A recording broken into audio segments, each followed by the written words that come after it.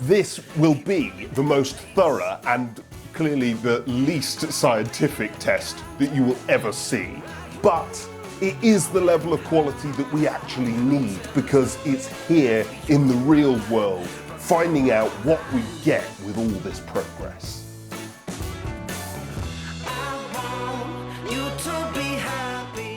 This particular one is the Charnwood Sky E700. It's an automated stove, it's DEFRA approved, it's eco-design, it's prioritising cleanness, it is at the very cutting edge. It can achieve as high as 89% in efficiency. This one is the Charnwood Cranmore 5. It's eco-design, it's currently made, it is DEFRA approved, but we've removed the DEFRA kit so that we can really start to see what we can get out of it. And finally, we have a piece of history. This was originally designed not last decade, not last century, but actually last millennium as well. This is the Charnwood Country 4, not the blue current version, but the original version. And we've still got staple handles. It's still beautifully made on the Isle of Wight. But this has no eco-design, no DEFRA approval, doesn't even have any fire bricks. Okay, let's light it. This is actually the first time that this stove is being lit. Let's fire it up.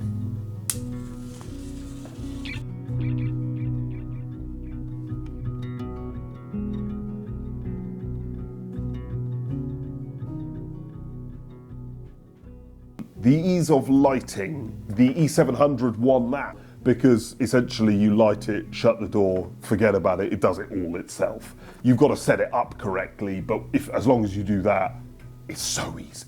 We then had the Country 4, very easy to light because it's lower efficiency and it had that lower air, so you got all of that zip really early on. It was a very easy stove to light.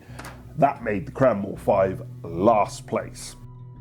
We then had particulates when we were initially lighting the stove.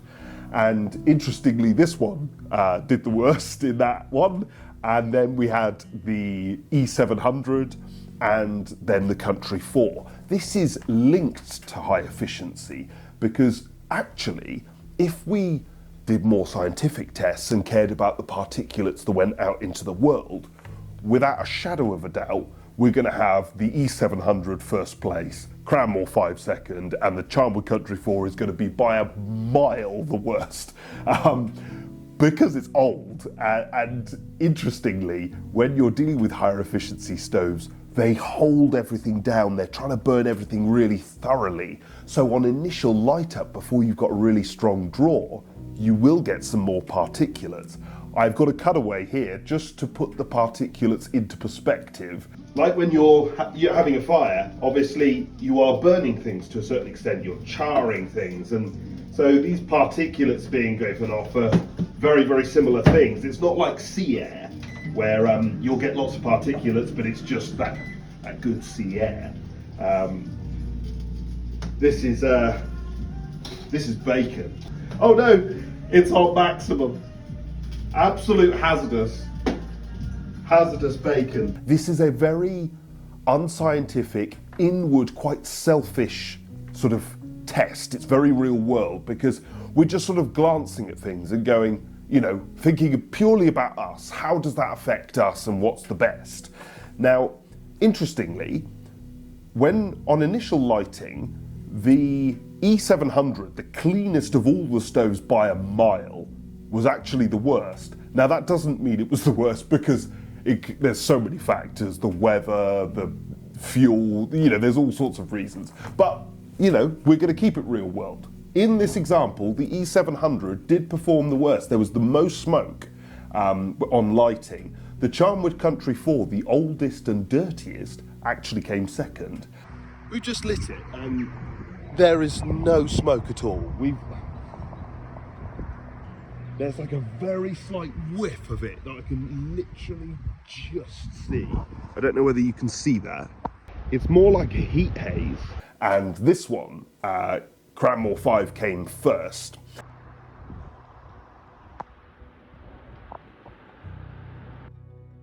The smoke once hot, now essentially there was basically nothing from any of them. The E700 and the Cranmore 5 we've had to give joint first, and the Country 4 second. On the day that we were filming them and looking at them, there was a few wisps from the Country 4, but even with the Country 4 there was essentially zero smoke. On this particular stove, it has the full benefit of all modern techniques and technology, and it is flawless. It really is executed beautifully. This is not a bolt-on log store. This is all part and parcel of the thing. It is a complete unit.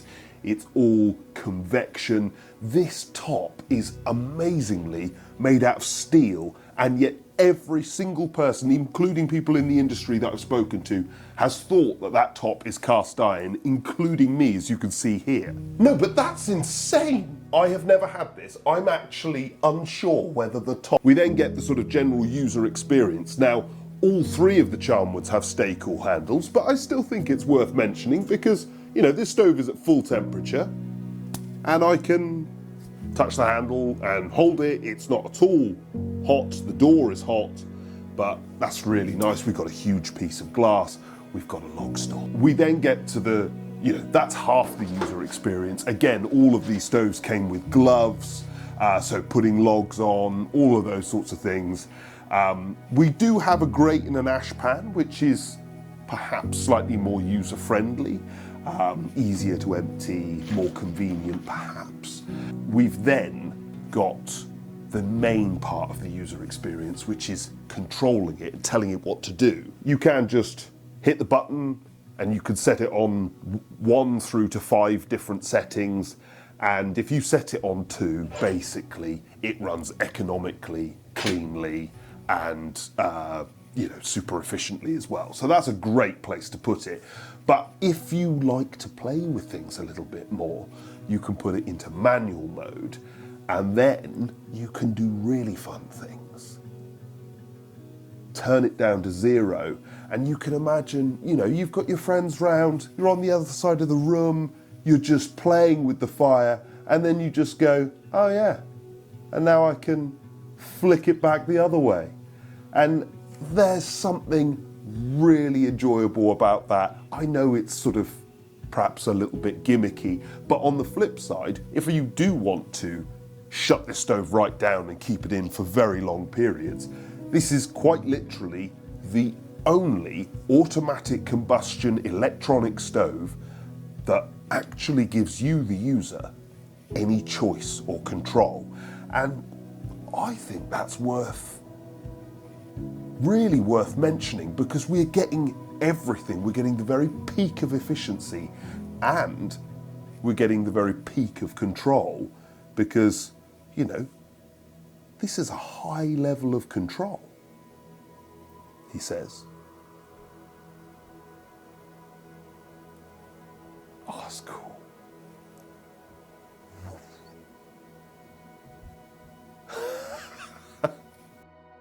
The Cranmore 5 won this. I mean, all of them burned beautifully and created a lovely flame, but this one definitely outclassed the other two.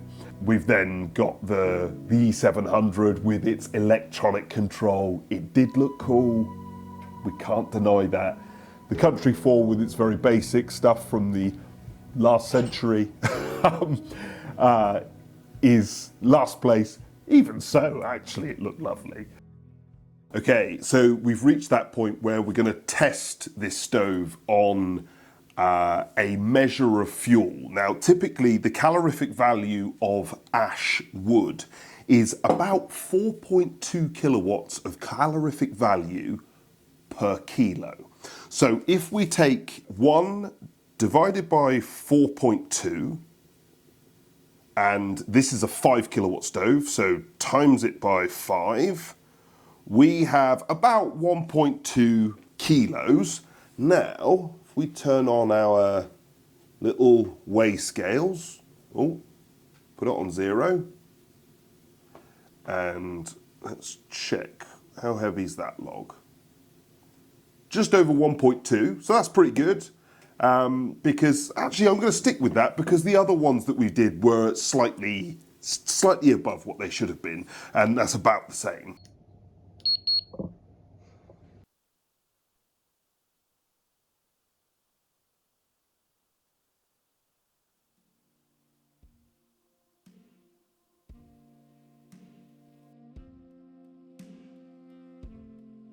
So we've obviously waited till we've got down to a nice charcoal base with lots of red embers, and let's check our temperature. We are 162. So 5 to 1 precisely. We are just gone 20 past. Let's have a look at this. 218. So we're getting right up. We've gone up about 60 degrees.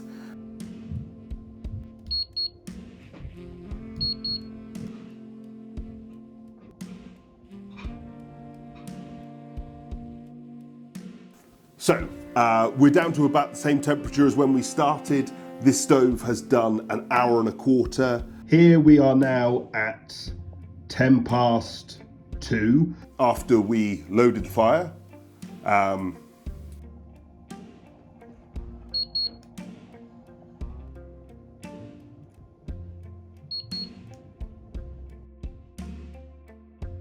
The E700 performed the best. This stove really is genuinely, in our selfish test, our real world test, the amount of heat you get for the amount of fuel you put on is phenomenal. I've not encountered its equal before. I've not encountered its equal in terms of efficiency either, so that makes sense. But the E700 won, the Cranmore 5 came second, and the Country 4 was last place.